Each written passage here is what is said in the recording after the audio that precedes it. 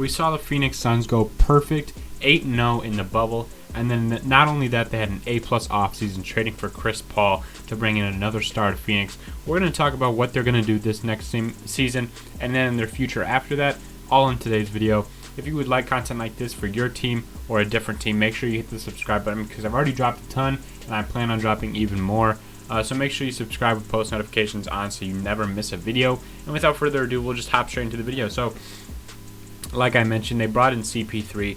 They did lose some pieces, right? Like Kelly Oubre, they lost Aaron Baines to Toronto, but overall, bringing in CP3 is always a W. And they got exactly what they needed, which was more playmaking around D-Book.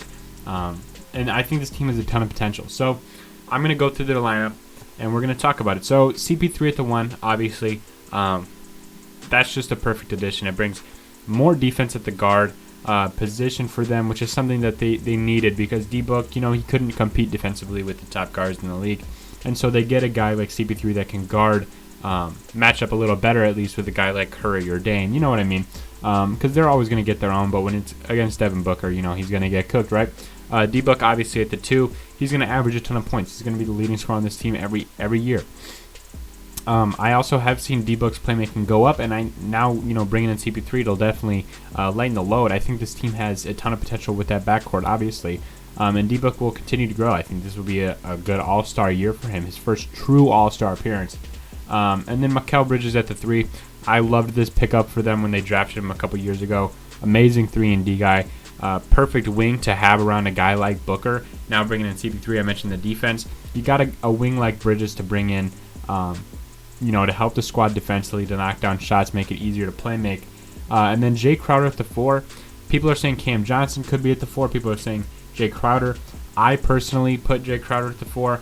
I have no ties to the Suns. The Suns don't know that I'm a person. But if I was leading the Suns, I'd put Crowder at the 4 because Ayton struggles a little bit defensively. He hasn't truly unlocked that potential yet. I'm not saying he's a bad defender, but you would like a defensive lineup surrounding Book and Ayton. So I'm going to put Crowder there. They also pay him quite a bit of money. So around Booker and Ayton, you have 3 very, very good defenders in Mikal Bridges, CP3, and Jay Crowder. I think it works out the best to have DeAndre Ayton really controlling the paint and then having just perimeter defenders surrounding D-Book, right? So off the bench is where it gets a little shaky. I didn't really realize how poorly their bench is until making this video. Jevon Carter at the 1. I love Jevon Carter. He's a great playmaking, passing point guard that you can always count on. Cam Johnson, obviously a great shooter for his size, 6'8". He's classified as a guard, but we all know he can play the 4. He could, like I said, start for this team, and he'd fit in very, very well. He's perfect for what this team needs. And then Dario Saric. Really, those are the only guys that are notable off the bench. They drafted guys like Jalen Smith, but these are the only notables. I also noticed they had way too many wings. They have guys like Chuck Diallo too, but they don't need a big. They really need some guard play off their bench. So I'd actually like to see them make a move to get a guard off their bench. Maybe it's T.J. McConnell, or if they really want to do something substantial, maybe go get J.J. Redick. Someone that could really knock down shots for you. Maybe they bring in a specialist defender. I don't know, but I'd really like to see them bring in a guard off the bench that could play decent minutes. And obviously, they have two of the best guards in the league, if we're being real. So they don't need a ton of bench minutes at the guard position. But it'd be nice to have a guard that you can lean on, other than Jevon Carter to sub in at the 1 at the 2 all the time. Because the way we're looking at it, you should have a minimum of 4 guards on the team, and they have 3 guards that can play minutes, really. So that is definitely going to be a struggle. In regards to how far they will go this year, like I said, we saw them compete in the bubble. Like, we saw them, if they were in the playoffs, maybe they would have gotten past, a lot of these teams just because of how much momentum they had. I think that momentum is going to carry. I think CP3 just adds a whole nother element to this team. I think that this team could scrape into the playoffs as the 8th seed. Here's the thing, though, is that the NBA, and obviously that includes the West, is incredibly more talented when you're looking at the top 12 teams. Just with the draft and free agency, teams are loading up, and I really could see 1 through 12 getting in. So there's definitely no cakewalk for the Suns to get in there. I think the Suns are one of those like 4 or 5-ish teams that will be competing for that spot down to the last game.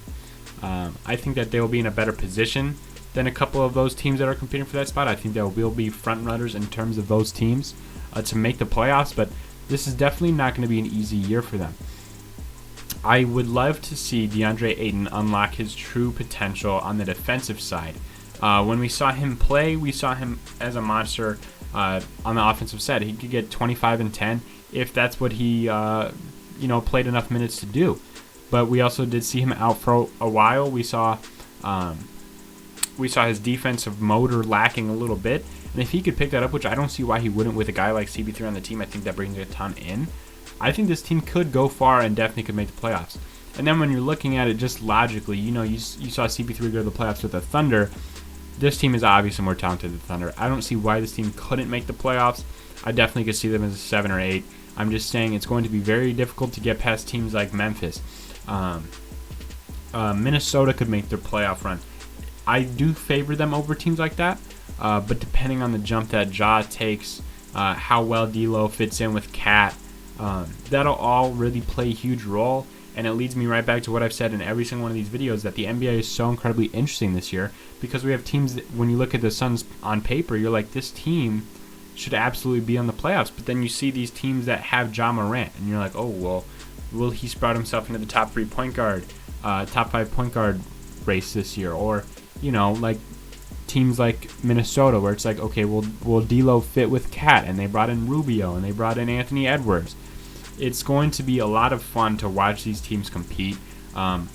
Also, right, like the top 5 in that conference is pretty much a lock for what's going to happen. Where does teams like Portland fall? Teams like that were worried about taking the Suns' spots. But again, I think this team definitely has real playoff potential this year. And if they were to make it, they'd maybe go to 7 in the first round.